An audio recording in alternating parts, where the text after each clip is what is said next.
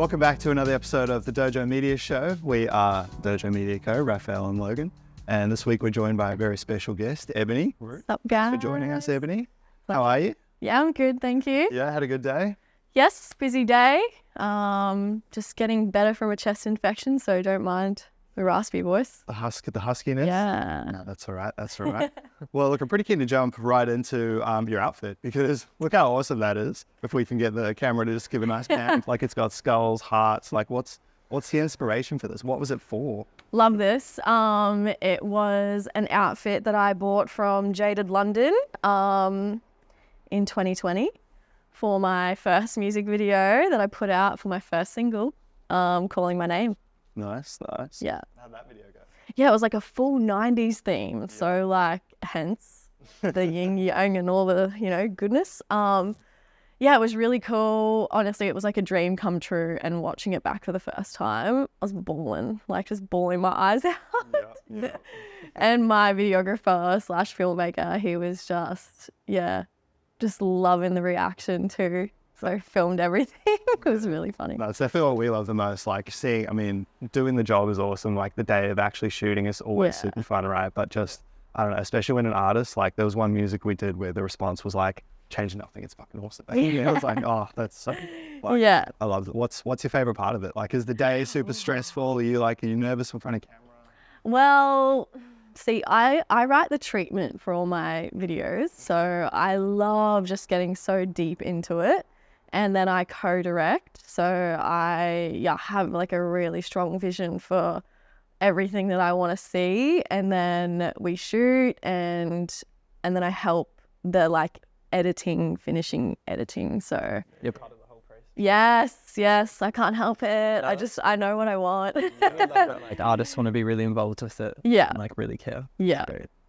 So do you have these ideas in mind already when you start writing a song? Like how deep into a song do you know what kind? Because I had a friend in high school who I think he was in his sort of pretentious stage, like trying to be too cool for school kind of thing. Right. And he was like, oh, I don't like music videos. They ruin all my favorite songs because they make me think of this certain, you never associated whatever the storyline was or whatever. So when does it appear for you? And is it a priority to try get some visual association with the song? Yeah, I feel like for me, the music video just tells a deeper story behind the song. So it's like just a whole extension of this incredible art that you've already created.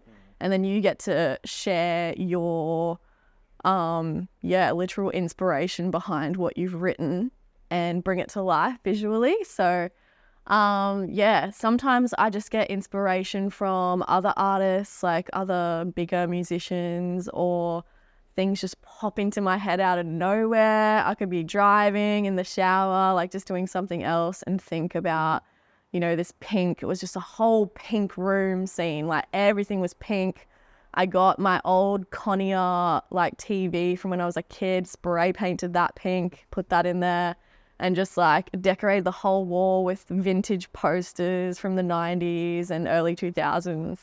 And then, it just progressed further into basketball scene, in the vintage E30 BMW, having a fight with the boyfriend about the side chick. And then, because the song is literally about that. So, and drop the name of the song for people. Calling My Name. Calling My Name. I watched one, sorry, I can't remember the name of it. Yeah. It's the one where it's you walk in, the beginning of the song, you walk in on the guy with another girl. Is it that one? No, that one isn't Our Time. That's a different one. And yes, that one is based on a true story as well. I was going to ask that. I didn't know if that was going to be to Sam. I mean, we won't go into it. What's the name of the song? People can see the story for themselves. Yeah, it's called Isn't Our Time. I loved it. But when I saw the beginning and it's based on a true story and the heartbreaking opening sequence, I was a bit like, damn, that sucks. But oh, look, it's an artistic recreation of my life. And, one of the biggest things I think that I personally stand for is that no matter what you've been through in life, you should never be ashamed of telling your story because it's helped you become the person that you are today. So, that was just really a tribute to a massive turning point in my life, literally, because after that point in time, I went on to create my first original song. So there's a really symbolic part in that music video where I take my engagement ring off and I put it in his hand. And when he closes his hand, it just warps into me on stage. And it was literally like I was giving that life away for where I'm truly meant to be. So like it was, it's just so much deeper than, it's just so much deeper than what it looks like. Start trying on it. Yeah. Well, first of all, like what kind of style music do you make, and how much of it does have like underlying messages or themes from your real life? Like are there some where you just have it a like just shit talk, fun party time and Yeah. So, I mean, all of the music is from my personal experience. And the 4 singles that I have out at the moment, they're all from my personal, literal first person experience. So, there's heartbreak, there's, believing in yourself, and just evolution as myself as a person. So it's R&B. I love R&B, loves old school R&B. So like Craig David vibes, Alicia Keys, that real good vibe music. That's powerful. I don't know if this is a compliment or not, but like when I first saw the voice that came out of your face, yeah, I was like, damn, that's nice. I love that. That's always great to hear. And I'm very blessed to have the tone and the style of voice that I have. So I was born like this, baby. Thank you, mom and dad.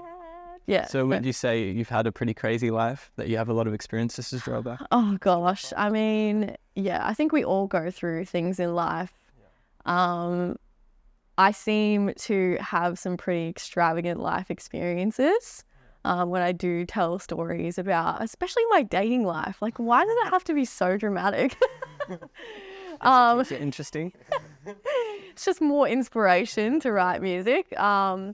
But I do have some more songs that I want to put out soon. And one of the next, like the next one is going to be a really uplifting, like stand in your power. Don't settle for anything less than what you dream about type song. So I'm really fucking pumped to put Who's that the out. audience that you want to inspire? Oh, Or is it just anyone who likes your music? Oh gosh, I think it really is the youth. Like it really is just inspiring, I don't even know, maybe like pre-40, pre-30 years of age, like to just don't give up. Because it gets to this point in time, like when you're around that 30 years old, you really start thinking about just giving it all away to get that day job and just have some secure income. So like Some people do straight out of high school. Oh, of course. But like specifically creative people, I think they push and they push and they push, but it just gets to a point where you're like, God damn, I've heard 30 is like a big age, big number that you get to. Have you found that hard over the last few years or any particular time? Yeah, I definitely have. I'm 30. I turned 31 in Feb. I actually didn't even know how old you were. Yeah, baby. But I actually found that I got to 24. And was very much like, I don't know if I can keep pushing for this music thing. Yep. And then obviously my life got tipped upside down when I was 26. So I was like, all right, let's give this another crack. Like, let's really give this a crack. And then, How long did you stop for? Or did you not fully? Well, when I was 24, I opened my own F45 studio, opened my own gym. And I just dedicated a lot of time to just doing that. I would get home from work, like in the evenings and go to the spare room, which was like my studio, and, try to just like vibe and write songs and stuff, but never got in the studio, never got to actually create anything. I did end up creating my first single from one of those creative late night sessions. So that's really cool to look back on, like the video, because I don't voice record stuff. I video record myself. So I'm literally sitting on the couch, hair's in a little bun, like in my pajamas, just like, I heard a Catronata sample on Instagram. And I was like, damn, that sounds like a Craig David vibe. And I literally sat there with it. I screen recorded it, so I kept it. He deleted it like not long after that. So I was like, oh, thank God. And I sat there and just vibed with it. And then, yeah, I just got the calling out my name. And I was just like, oh, I got to roll with that, and created that song. So, yeah, it's crazy to look back on that stuff now, because I'm like, you never knew. I'm so interested, like, how fitness in the gym, like, went with the music career. I've always... story behind it. Yeah. I've always been really active with fitness, and I think it was just another outlet for me, like training, staying healthy. Yeah. From when I was in school, super good at sport, athletics, always going to regionals or state for something like running or discus or high jump or whatever the athletic event is. So yeah, I got straight out of school, and my mum said to me, all right, you're either going to uni or you're going to get a job and you're going to pay rent. I was like, I'll go to uni for a bit. Why not? And then I studied teaching. So I actually finished a Bachelor of Education to be a high school teacher, and my majors were PE and English. Yeah. So yeah, it was just like working in the gyms while I was at uni.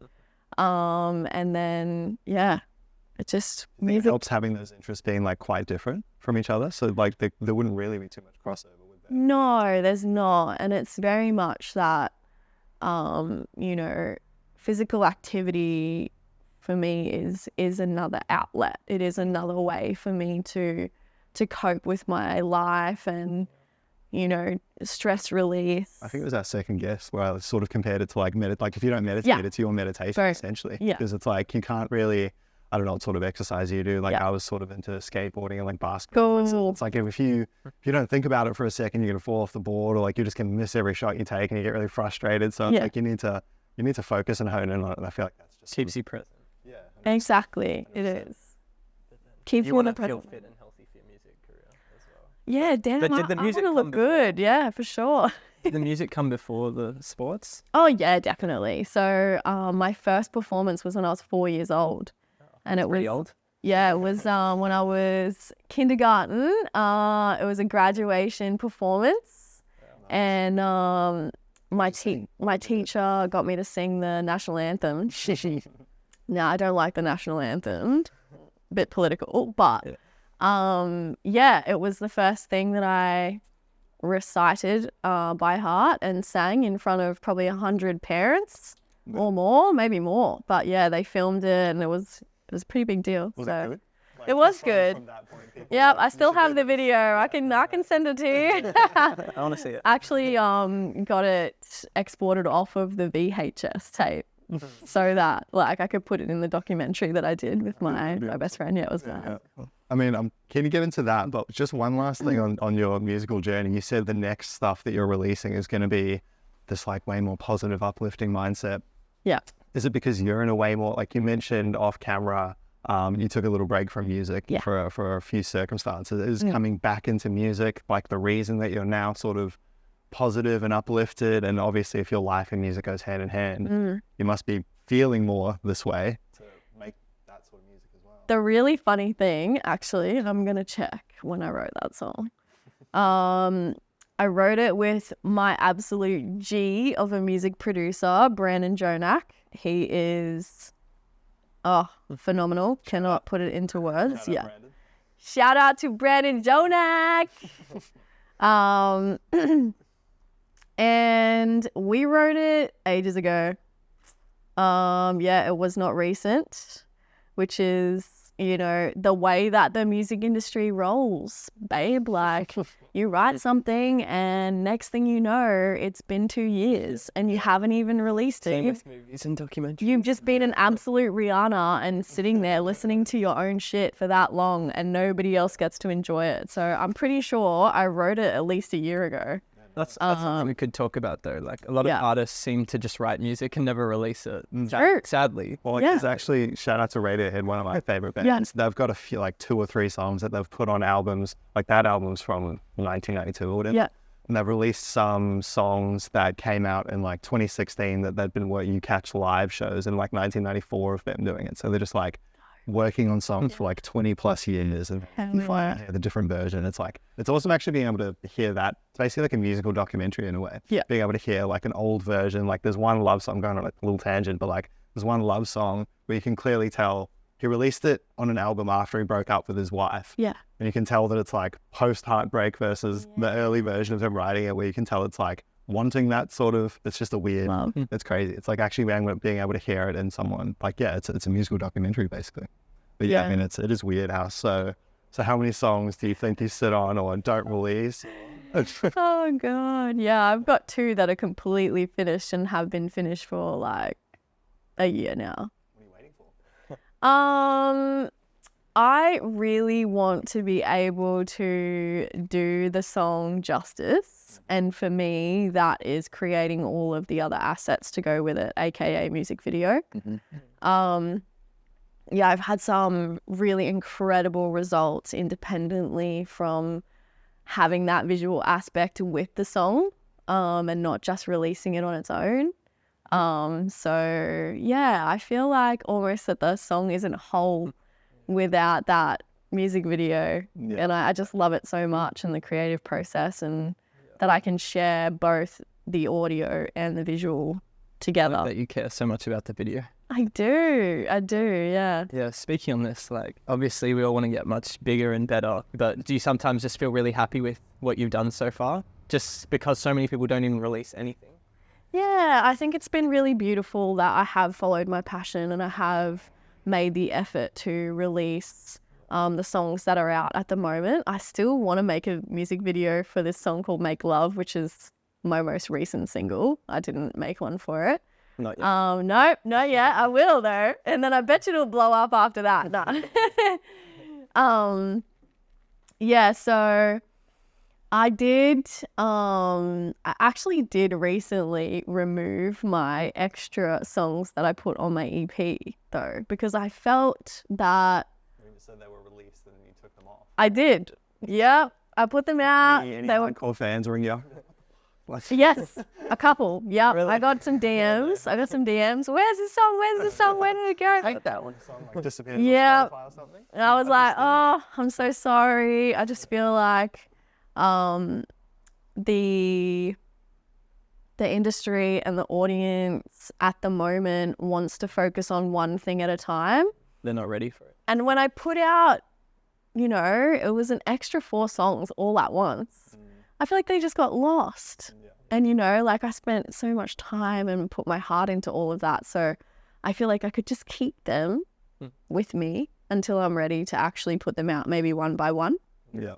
Yeah. And maybe refine one specific song a lot more than what I got the chance to do, because I feel like it got to the end of what I had organized, my studio time with my producer.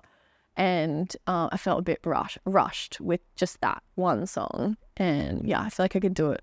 You put a lot of thought, obviously, into your release strategy. Yes. Like more so than a lot of artists. I think they sort of just like palm it off to the powers that be kind of thing. Yeah.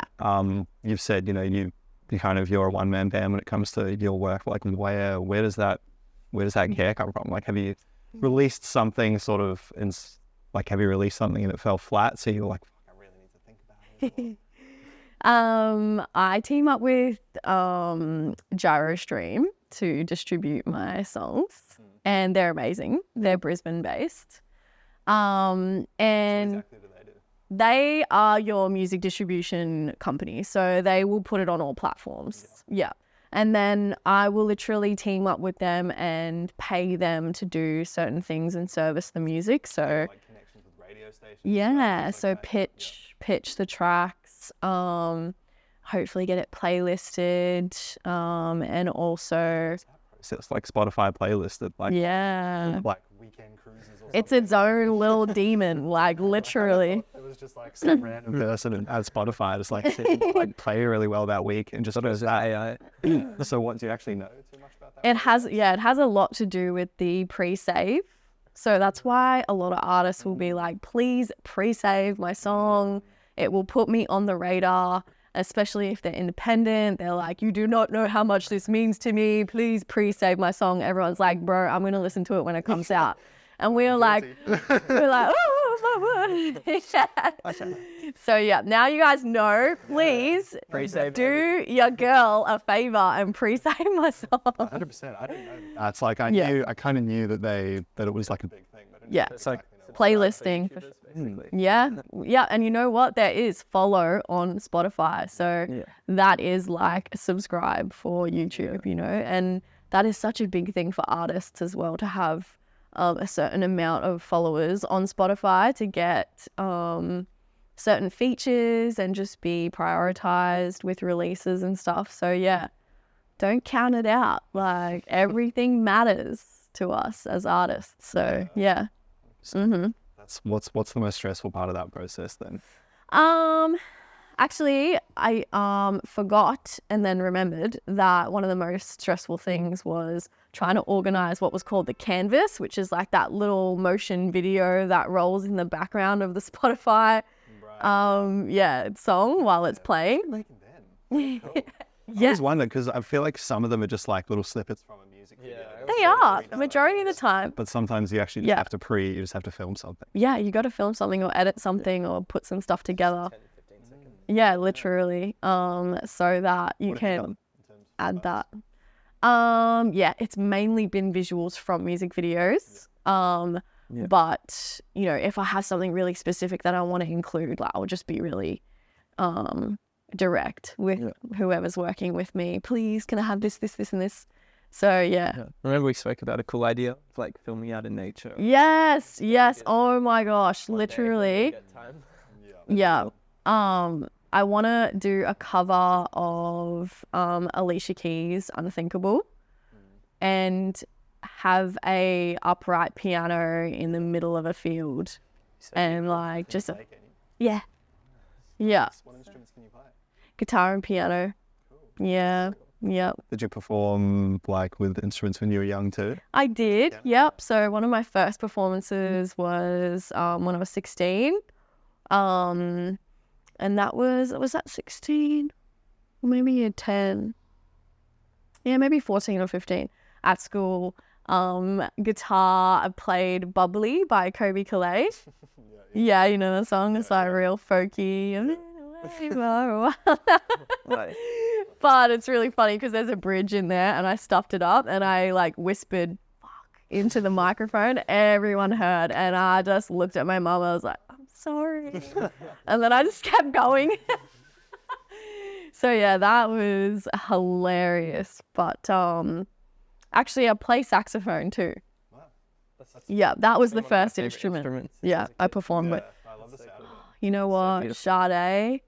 Oh, Sade is one of my favorite artists, and I love that she has like such a beautiful band in all of her songs, and the saxophone. Do you know Masego? Masego's coming back again. I tried to film him last year, and he's coming back, and he needs to get out to him. He plays some great sax, as well. I'm interested in a bit about your life outside of music. Like what else you get up to? I know you do a bit of modeling here and there. But what other interesting? Little bit of modeling. Just working in the gym. So now, I am a business development manager for 16 Anytime Fitness clubs.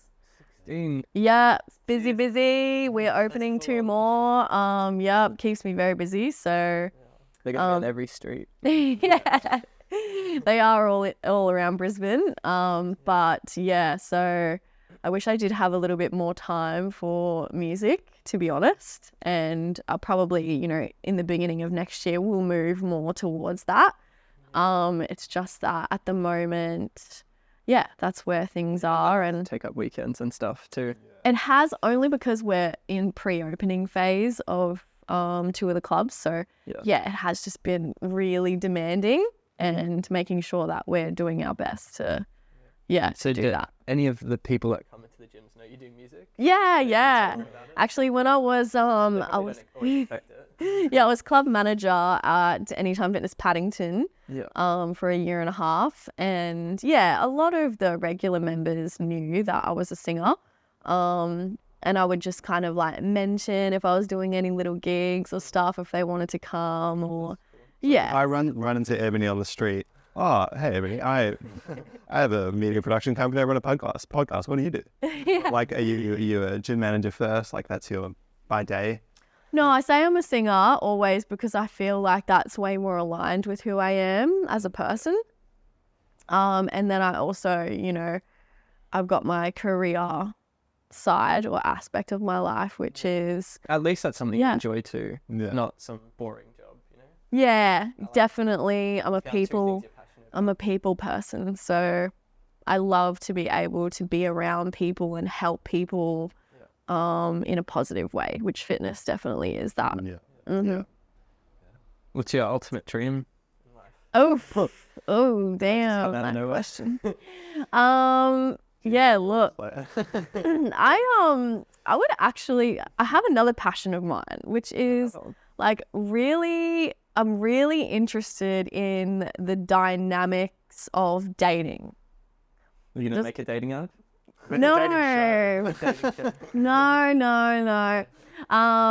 But it would be really cool, I feel, to help people understand their partner better. Is like what I'm really interested in is the way, kind of, with existing couples. Yeah, or even say like a single person, maybe helping them to kind of understand who they're looking for a bit better, you know, like I might need some help. Hey, I got you. I'm like the ultimate wing woman is basically what I'm saying. Yeah. But how do you find this information out from someone? How do you find out what someone's looking for? I ask a lot of people that are close to me a lot of questions. So, you know, the other day I jumped on my story and I was talking about the dynamic between guys and girls and specifically like heterosexual couples and stuff like that. And yeah, I was talking about the topic of liking Instagram pics in relationships and how women... There you go. Women hate it. Women hate it when their partner likes provocative photos. That's good. It's just a conversation. Yeah, so women hate it when, well, some girls hate it when their partner likes provocative photos of the opposite sex or whoever their dating interest is. But some people don't care at all. Like if it's a celebrity, it's fine. But if it's someone that's like... Right, yeah. And that's just a God complex. Like that is just something that, you know, society's just created as the unattainable, you know, and I don't vibe with that at all. I was dating a guy once and he literally said to me, if I had Jennifer Lopez come to me and say she wanted to bang me, I'm take her home and bang that ass. And I was like, did you really just say that to me right now, right after we had sex? Really? And I swear girls say that sort of thing more often than guys. I cut him loose. I cut him loose right there and then. I was actually in his town when he said that to me, and I was like, "You can go home now." Yeah, so maybe I ain't gonna say no names. No, but that's interesting though. So yeah, like how would you find this? You say you ask your friends lots of questions. How would you get this in like an hour-long session? What kind of things would you find out from someone? Oh gosh, you know what? It would be more that I have a specific topic in mind, and then I just start asking everybody about it. And like follow up with questions based on the answers, sort of. I just notice like patterns that start happening, like all the heterosexual men I was talking to were like, no, I don't care if my girlfriend likes pictures of hot dudes as long as it doesn't seem like it's a secret, or as long as she's not posting pictures like that. That was the recurring theme. So it was like, don't care what she's looking at, just don't want her to be looking like that online. Straight up. And then the girl's like, well, now I know that you don't want me to look like that online. I don't like that you're liking that stuff online. So it's like the masculine feminine dynamic that's where, I think that's what's interesting is how much social media plays a part in relationships nowadays. Hell Like, yeah. everything, like, It can Yeah. ruin relationships. it's Yeah. bigger than like what's happening in real life. It's like people are checking each other's search histories. It builds relationships Yeah. too. Like You so know? many get made through things like Tinder and dating apps as Sure. well. Like Yes. So I'm even talking more Instagram than Right. anything, and yeah, probably Snapchat maybe. yeah. But Yeah. It's a that's shame. cool. It's like a character study. It's kind of like same sort of stuff we're interested in. Yeah. Learning about humans. Like Mm. must have learned so much. Yeah. I'm learning lots. And Give you some interesting song ideas too. yeah, true. It's 100%. Actually, yeah, one of the next songs to come out is also like a very sensual kind of tribute to a love interest that I had a couple of years ago. So there you go. I wrote it back then. And yeah, it was just like the magnetism, like knowing that he's looking at me, I'm loving it, and just like, yeah, it's a vibe. It's a big vibe, that song. It's probably one of my favorite ones I've ever written in terms of, the R&B sexy vibe. Yeah. That's going to come out and people are going to be making babies, is what I'm saying.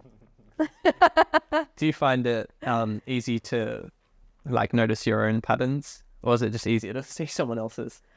I am, not to toot my own horn, but very self-aware. That's good. There are points in time where I don't do anything about it. Yeah. So I will be very aware of what I'm doing is not going to get me to where I want to be. But I will entertain it a little bit. And the joke is, I like reality television. I want to see where this goes, like it's silly. But, life is to be experienced. So I also don't like to just cut things prematurely, because you might have a really beautiful experience with someone. Yeah. Me, I am single, and I would love a husband. I'm just waiting for him to come along, I'm waiting patiently. God or the universe is going to send him my way when that time is right. So, yeah. Do you know where you're gonna meet him? No idea.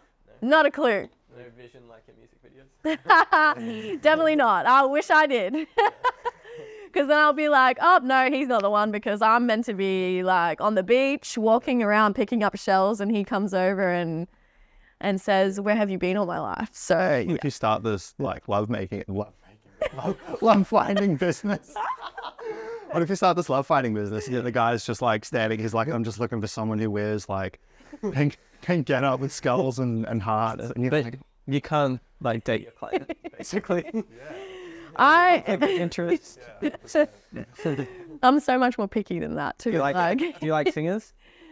Artists? The thing is that I think I have had the most beautiful connection with someone who was also very musically inclined. So yeah, I think to this point, that is my most fond memory of dating, is definitely with that person. So why do you think that is, like being able to bond over the music you make, or just like an appreciation of your music? the connection was just unlike anything I have experienced before.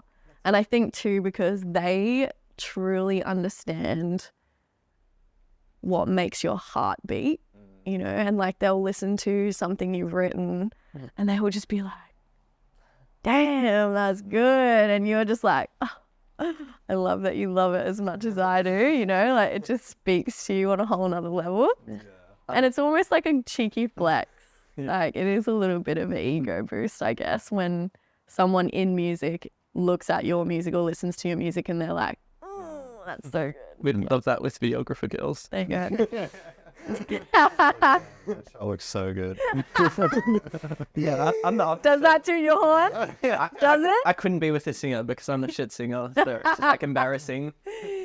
Love that. I think But there's it's gotta what you're be- passionate about. Do you think, like, I've sort of subscribed to the thing that everyone must have a couple of like conditions are the wrong one, but like things that you have to be interested in together. Like there's like, I really like basketball. I couldn't really give a fuck if my girlfriend likes basketball or not, but like I want her to like the same music I do way more, if that makes sense. So like that must just be one of your things, right? Like 100%. Like you've got values in life and you've got things that will make you both super aligned in your journey, and those just might be it. Like the things that are really important to me is definitely like physical touch, words of affirmation is probably all entangled in that music aspect, because like it's expressive.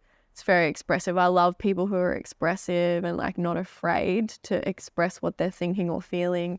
So break down for me why music is so incredible. Because I was asked a question recently. I was asked a question recently, like, what do I wish I could share with people?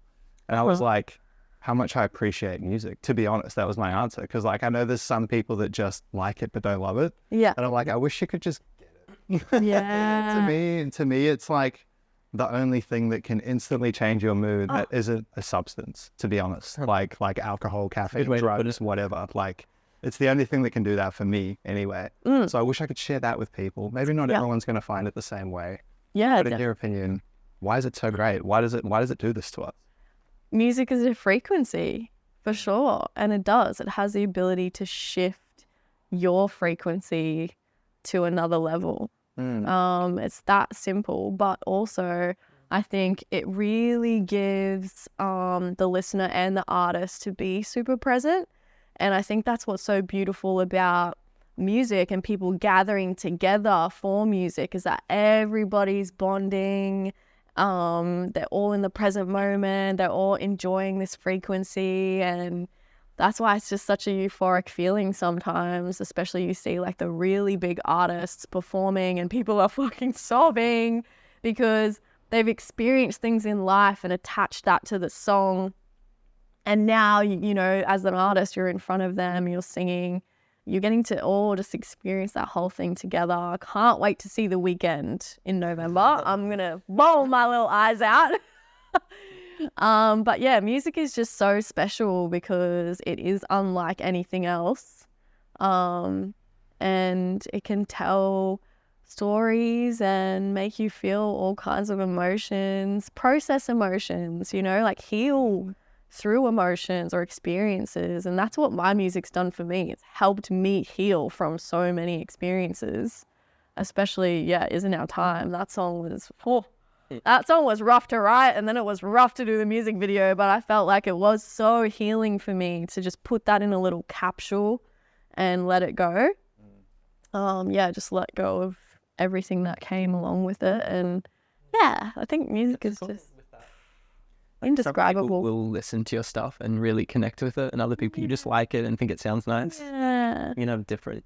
Every singer's gonna have like different people that really love it and appreciate it. There are like some things people have told you about your music that's just changed you, or just led you? I've had girlfriends like send me videos of them like sobbing and screaming like the lyrics of certain songs, because it is about heartbreak. It is about like, you know, oh, I thought you were telling the truth, but you lied. And you know how people feel, you know, like, you lied. They just get like that little troll vibe going on. And it's like, it's really beautiful to just see that people can be in their own space and have that song with them, helping them to process something. Like, I don't have to be there with them to, you know, for them to lean on my shoulder and cry on me. Like, they get to bawl their eyes out at home in the comfort of their own home. But still be, doing incredible things. Do you perform your songs live much? Not lately, but yes, I have performed on a number of occasions. So with songs that are hard to write and perform, how long does it take to sort of distance yourself from that? Or like, you never can. You never can. Yeah. I still, like, the most recent performance I did was actually for a charity event. And I actually told the story a little bit of the song before I sang it. And I think that's even more beautiful, is when you're really vulnerable and you share where the song has come from. People will connect a lot more to it. And you should have seen the way that their attention was just absolutely encaptured, because I shared a part of myself with them. And the applause at the end, you know, like they really heard every emotion and they felt it. So that's like the most beautiful aspect about music, is sharing with others. And like I always fantasize, because I'm like outside of video and film and stuff, Yeah. I would have done music, but I'm just not talented in it anyway. But like, I always watch live versions of songs. And, You like, could write. Yeah, I do a little bit of writing. That's but cool. like Music writing. Yeah, I used to do a little bit. But Yeah. probably nothing I'd show with people, to be honest. But maybe we'll bring it back out someday.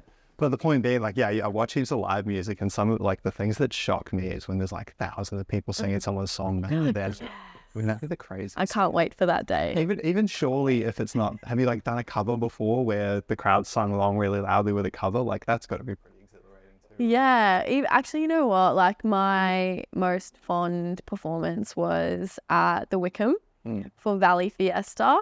Yeah. At the end of 2021, I think. Yeah, end of 2021. And yeah, like there was a really nice big crowd there, and a lot of my friends were there. And yeah, they sang the lyrics back to me. It was fucking great. I loved every minute of it. And I always love having my backup dancers and put on a proper performance. So it's like dance choreography and the singing and just everything's happening. So everyone's like just really enjoying the art. You had some pretty insane dance moves in some of your videos. Like, can you sing and dance pretty well at the same time? I have had to learn. Yep, it has not been easy at all. I remember filming for the dance choreography part of Isn't Our Time, which is in front of this beautiful mural. Is that with two other girls? Yeah, with Colette and 90. So Colette, shout out to Colette, the best dance choreographer in the world. I'm gonna say it. She's incredible. She actually danced in the Super Bowl Rihanna's performance. So yeah, and all those outfits like that they all wore. Yeah. So shout out to my baby girl, Queen. Yeah, so that was really difficult because I was experiencing like a partial breakup at the same time as trying to remember my moves and sing at the same time in front of this gorgeous mural. I think it's up at Albion. And I was losing my mind, like trying to do everything and cope with what was going on in my personal life at the same time. I stuffed it up that many times. I don't even think we got one smooth take with all the moves. Like my videographer had to cut it all up, which is what you do anyway. The magic of cinema. Well, yeah, we really wanted the just the different frames, the different angles, the different motion to accentuate the dance moves. So yeah, I mean, it was no problem that I didn't get it all smooth, but yeah, it's definitely hard. It's not easy. It's not easy. You're like playing guitar and singing at the same time. Sure. It's hard enough to me. But Yeah. like singing, dancing, just anything. Yeah, my brother was always pissed that I could play and sing. He always wanted to be able to do that, but he couldn't. He just played. What's harder? Can you do like guitar and piano while singing? Play both instruments. Not at the same time. Can you do both individually? Yeah, I can. Which of them's harder? Nah, it's the same. It's the same thing. Yeah. For me, it's the same thing. I think I've heard somewhere that like piano is a little bit easier to learn the basics of, but harder to master than a guitar. But Yeah. you can never really master an instrument. Yeah, that's right. There's always room to improve, for sure. What are your main musical inspirations outside of what you mentioned? I love certain artists. Probably their personalities is actually what's most inspiring to me. And what they stand for. You're very like there can't be art without the artist sort of belief, or it just doesn't taste as sweet without the personality. Cancelled artists anymore. I don't really give a shit about that. Like I give a shit about if they care about their stuff. Yeah. Yeah, whether they've actually written it, for a reason or performed it to a level where it looks like they've written it, because at the end of the day, everyone in the elite level of music is having friends, producers, writers come in, have an influence on their stuff. So yeah, I just want it to be real. I don't want it to be fake. I love Prince. Oh my God. As an artist, oh my God. Like, yeah, could you get any better? Michael Jackson, maybe. Like, they're just on a whole nother level. Yeah. And it's like, sometimes you wish like you were born in that time, so that you could go back to one show ever, nowhere be. Oh, don't do that to me. Nah. Oh, I wish I saw Prince perform live. Oh, that would have been so amazing. Yeah, I love singing Purple Rain. Love putting that, blasting that. No, in my room. Put it on, put the friggin' instrumental on, and just, give it a freaking slam. I love it. Yeah. Should have asked at the start, but were you born in Brisbane? Yeah, born and raised in Brizzy, North Brizzy. Yeah. An Italian background, right? I do. I'm half Italian, half Australian. Yeah. You're Italian, like a big part of your personality. It's funny that you asked that because the next music video Set in Italy? is no, not set in Italy, but the theme is Italian. It's an Italian theme. So pizza. no pizza. More like the mafia, you know. Yeah. It's gonna be really cool. Based on the true story. No, this is definitely just an artistic representation of, meeting yourself at the pinnacle, like at the top. And if you want something done properly, do it yourself. Like, So you're going to be the mob boss? I am. Yeah. Pinstripe suit, baby. Nothing less. We like to talk about it like people staying in Brisbane or moving here. Like, did you stay here for family, or do you just want to see Brisbane grow with music, or like? That's a great question. Oh, God, like we are so blessed to live in Australia, let alone Queensland. Like Queensland, the weather here, like you can stick me in a sauna all day, I'm fine. You send me down to Melbourne, I'm going to freeze and cry. Like I just love being in this space. I feel like it does make me the most happy. If I was going to be anywhere, yes, family, 100%. Like I don't want to be without my family, especially, having gone through some really deep struggles in the last couple of years. My mum had breast cancer and then had a heart attack. And I think after someone you love so dearly goes through something like that, you're like, God damn, I'm never going to let you go. Yeah, so I want to spend every minute I can with the people I love. And I think that's why like my goals have morphed and changed in time because of these things. Did you And originally want to go anywhere else? oh my God, yeah, I wanted to like go to America and tour and like just be a bad little bitch. But yeah, totally like go and just spend 3 months in LA and, like give it a red hot crack. But now, no. I want to create what I vision for my art. Yeah. I wish that it was easier to fund that, but it's not. About your whole funding experience. Oh my God, yes. Very interesting. Yeah, so yeah, I'm happy to talk about it. But I'm definitely here because I want to be here. People have told me to move to Sydney. People have told me to move to Melbourne. Oh, you want to do something in music? Go to one of those cities. And I'm just like, I've been to Sydney quite a few times recently, and I just don't have the same love for it that I do here. I like that Brisbane's a lot smaller too. I really love that. And we always talk about how there's not really any other places of the world where you can be like an hour away from the sunny coast and the Gold Coast, like two just amazing places that are also just so different from each other. So maybe there's places in Europe. Yeah. It's Melbourne with nice cities around. Stunning. Yeah. But yeah, so and tell us about the issue of self-funding art. So like a lot of people, I don't think a lot of people really understand how much things can cost. Like even just when it comes down to simple things like equipment, even like getting a microphone in your home studio. I was even pretty shocked with the number you dropped. Yeah. Oh yeah, sorry about that. No, sorry, not sorry. So yeah, if you don't have a major label or some sort of external funding, and you're an independent artist, you are going to be in trouble at some point, especially if you have an extravagant vision for your art, which I do. How could I not? So personally, I was super driven to just completely see out my vision for all of my songs and my EP. So I had it all planned and scheduled to release songs every 2 months with a music video, have them serviced fully by the distribution company and marketing from the same company. So that's extra on top. So you got the release, you've got the PR or the pitching and whatnot, and you've got the marketing on top of that. And, you know, the filming of the music video as well. So a song, I know it was like $1,500 for the song alone. Then for the music video, like minimum these days, you're looking at $3,500, like just straight off the bat. And that's just the basic 1 day shoot kind of music video for what I'm looking for.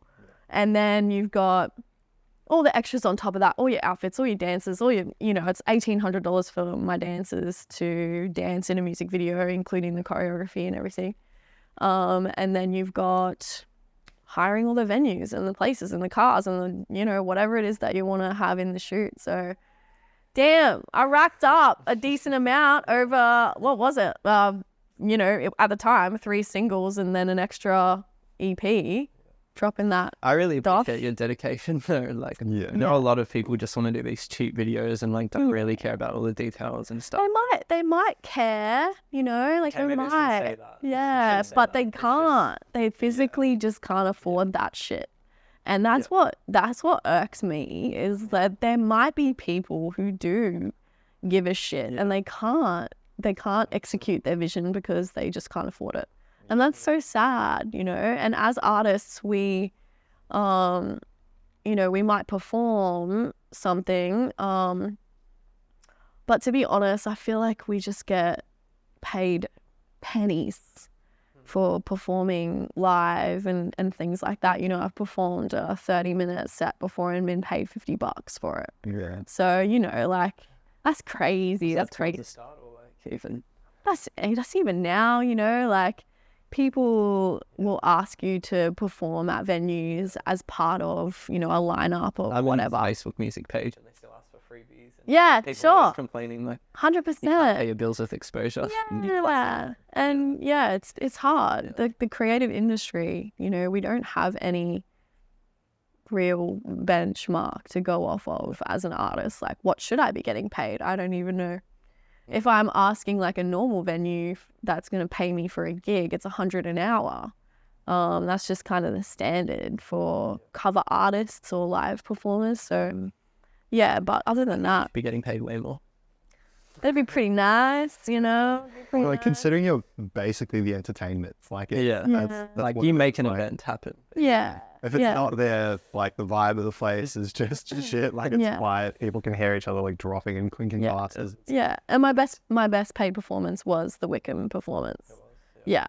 And They must appreciate that. And because I wanted to put on a freaking mad show, I think I actually genuinely only walked away with $100 out of it because I paid for my DJ, paid for my dancers, I paid for the outfits, I paid for everything because that's what's important to me. Yeah. Like, I was just actually so pumped that I could put on that show for everyone because they were going to fund it. And I was like, hell yeah, I'm still going to get $100. This is mad. We've Yeah. talked about how like some people might have got us for live gigs and sadly might have used all their payments to get us there. But Yeah. but they get something cool out of it at least. Yeah, that's awesome. How much you do appreciate like the value of it, like how much it actually adds to it. That's awesome. But yeah, I suppose to sort of wrap it up, what we've been asking a lot of the guests, pretty much all of them, is like, what kind of advice would you give to a young aspiring, whether it's yourself or someone similar in your position? You when you were 16. Like, would you say, hold back, be less extravagant? And would you say, no, double down? Like, If I was to give advice to a younger me or someone who is working towards their goals in music, number 1, follow your heart. Number 2, be specific. Don't be afraid to sit on something and play with ideas and, you know, give yourself the creative space to make mistakes, you know, and just evolve, get better as you go along. And also, you know, reach out to someone who might be a little bit more experienced if you can find someone. To give you a bit of advice, a bit of guidance. Never let them influence you to, you know, to the extent where you're changing what you're doing just because what they say, But definitely, I feel myself, I've always followed my gut.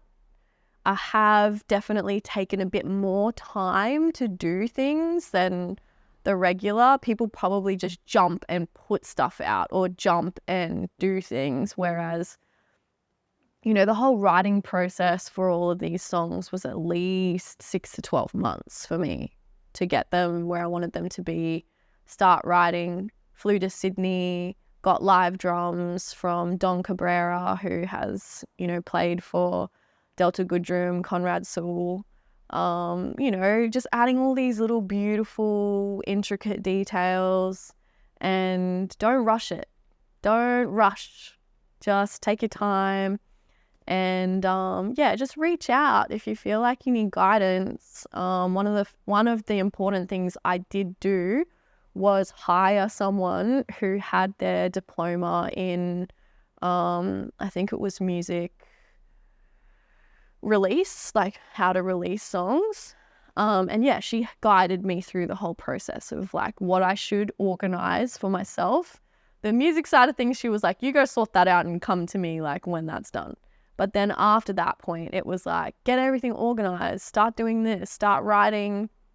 You know, we'll write your press release, we'll write this, we'll, you know, organize that, we'll schedule the release, da da da da. So yeah, that was definitely something I needed a lot of guidance on. So yeah, follow your heart, don't rush, and seek, you know, help from people who definitely know what they're talking about. Yeah. Yeah. I think they appreciate it too, to be honest. Like being like asked, if someone reached out to me and asked for some advice, I'd feel like, oh well shit, they obviously think I'm like some voice of authority. So I think it's a good thing. Yeah. I like that don't rush, because everyone wants to blow up overnight. And I think people feel like I'm guilty of this too. People feel like there's a timeline or a time frame for everything, or they have to have something done by a certain amount of time. it's actually quite I still have those fears, man. Like, me too, 100%. I'm 30 now, and I'm thinking to myself, damn, I'm running out of time over here. I need to hurry the fuck up.